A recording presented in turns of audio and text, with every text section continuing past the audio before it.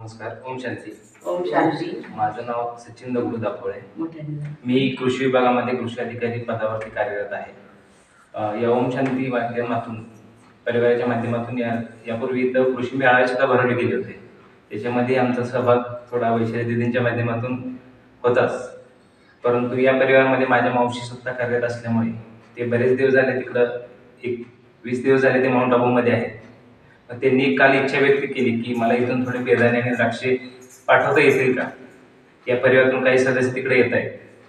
तर काल परवा एवढं शासकीय कामाचं शेड्यूल बिझी असताना सुद्धा ते कसं मॅनेज केलं हा माझ्यापुढे फार मोठा प्रश्न होता. पण त्यातूनही म्हटलं की संध्याकाळी जाऊन कुठं तर मॅनेज करू, आपण द्राक्षे कुठून तर घेऊ आणि ते देऊ.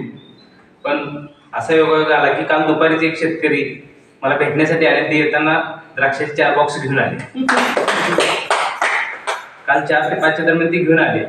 मग त्यांना हे सांगितलं की तुमची ही द्राक्षे केवळ हे माझ्या परिवारासाठी किंवा मला नाहीये, तर ही द्राक्षे डायरेक्ट आपल्या माउंट आबू परिवारात जात आहे. ही तुम्ही केलेल्या सत्कर्माची नक्कीच चांगली पावती आहे असं मला वाटतंय म्हणलं. तर तो इतका आनंदी झाला शेतकरी की असा योग म्हणले मी आज येणारच नव्हतो तुम्हाला द्राक्ष द्यायला, केवळ तुम्हाला द्राक्ष देण्यासाठी मी गाडी घेऊन इथपर्यंत आलो.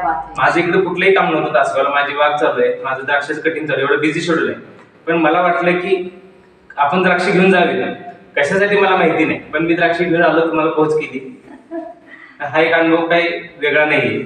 जर आपल्या याच्यामध्ये कोणती गोष्ट करण्याचा पॉझिटिव्ह ॲटिट्यूड असेल तर आपल्याला मार्ग नक्कीच भगवंत दाखवतो.